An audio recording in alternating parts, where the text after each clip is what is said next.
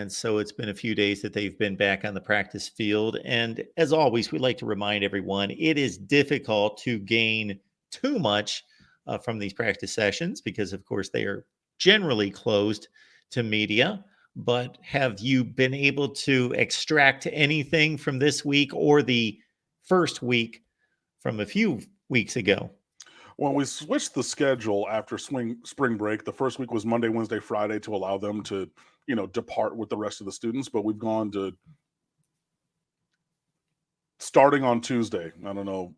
I have to look at the email from athletics because I don't know how much I can share at their request. But the first day of the week is Tuesday. And if you follow a similar sequence to Monday, Wednesday, Friday, you should be able to figure out what the other days of the week. So we've only had one day of practice this week and everything. I know people are they're doing math with it kind of floating in front of their face like Zach Galifianakis, in the Hangover, like, doing the game theory and everything of what I'm saying. But, for the most part, the team is the players who are out there are healthy.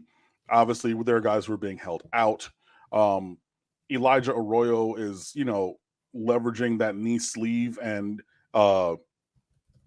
offensive lineman sized knee brace, like the big boy, the solid or the steel knee brace. But he's starting to look like himself, which would be such a huge addition to the offense overall. And speaking of additions at the tight end position, Elijah Lofton, aka Brevin Jordan 2.0, like this is a kid who looks like he's going to find his way onto the field this year. He's made play after play.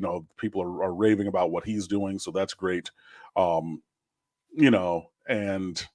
just those kind of things. Obviously, Cam Ward is the truth, so having him work with receivers has been good. Again, hearing all positive things about Jakari Brown.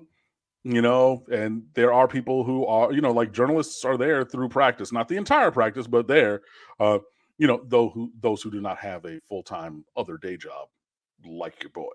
I can't just be like, yeah, boss, I'm not going to be here until 1:30 every day for whatever reason. I don't have that flexibility. But when you're a career journalist, you do. So people have been there, and like everything out of there has been like Jakari Brown looks like this is starting to turn the corner, and he's able to hit the broadside of a barn with his accuracy, and it's getting even better. So like those early returns and things are very positive. So, very excited about all of that. Excited to see what the final five on the offensive line is going to be. Obviously, when guys come back from injury, well, guy being Francis Mawanoa, and then going from there. So that's just kind of the lay of the land in a quick kind of way. I am almost positive that over the last two seasons, Henry Parrish has been the leading rusher for the Ole Miss Rebels. Yes, he was at one point for the Ole Miss Rebels, but coming to Miami with 1,200 yards over the course of the last two seasons. And as soon as Cam let me know right before we came on here live, because I missed it, I told Cam I made this a regular practice for every day. I got into that habit. And when I get out of a habit, then I forget. And the transfer portal and the commitment list across college football is like a 3 times a day go-to for me just to make sure I'm not missing anything. But I have gotten out of that habit. So I missed the news from the other day about Henry Parrish.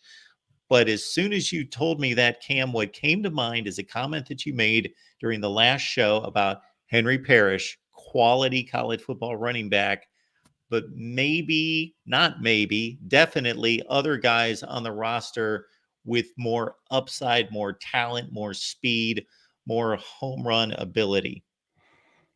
Facts are facts. And even the one who's not necessarily faster is the presumed starter in Mark Fletcher, who just happens to be 6'2", 225 and will, run through your face a la Marshawn Lynch. So yeah, we got different kinds of running backs in that room. And, if you wanted to be the guy, like really at the I was going to make an analogy, but that would then lead us towards another team who I am not a fan of. So if he wanted to be the lead back in the rotation,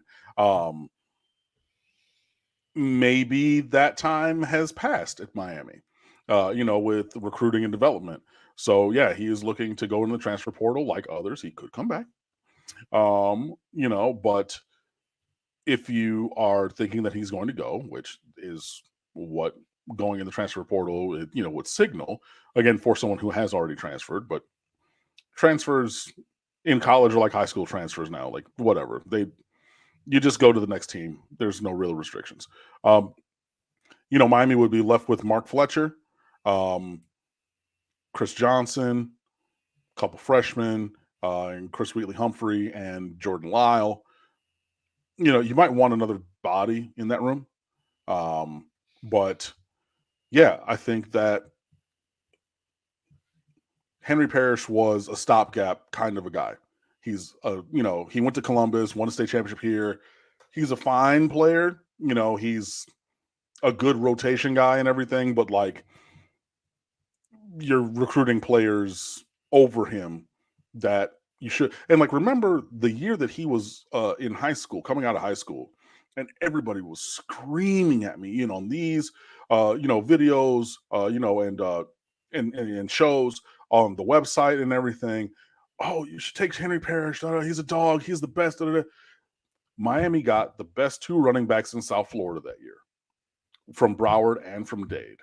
That was Donald Chaney Jr. in Dade County. Sorry, he's just better. And especially as a recruit with the profile before like all the injuries persisted into college, but even with the high school injuries, give me Donald Chaney Jr. and Jalen Knighton, one of like a handful of running backs ever to have 5,000 yards rushing in a high school career in Broward County in the state of Florida. What are we talking about? Like, eventually you can't take everybody, and Henry Parrish was the guy on the other side of the line. And I think you're seeing that again now when years down the line, remember, one of the recruiting rules, keep stacking classes. You have to intentionally try to recruit over guys and develop them and everything. And if they are average athletes with fine performance, there's nothing wrong with Henry Parrish. I would take him back on this team tomorrow.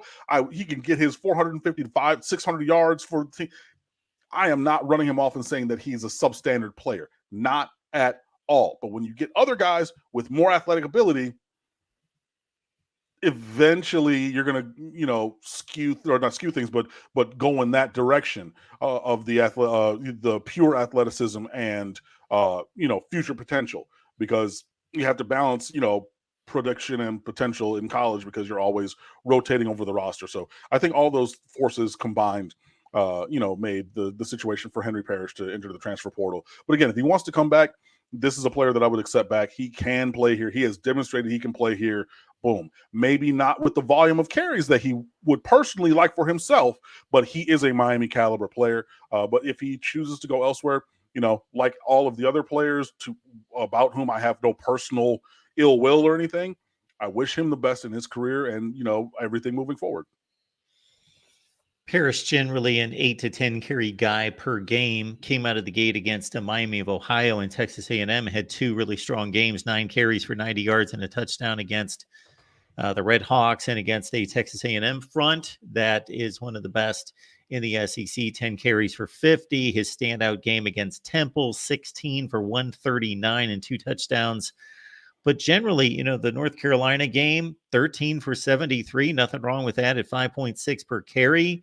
Finished off against Boston College at 11 carries for 111 yards and 2 touchdowns, and 11 carries against Rutgers as well at 4.2 yards per carry in that game. May have caught a bit of an injury here at one point because there were 3 consecutive games he barely carried the football, but besides that was pretty integral to the offense.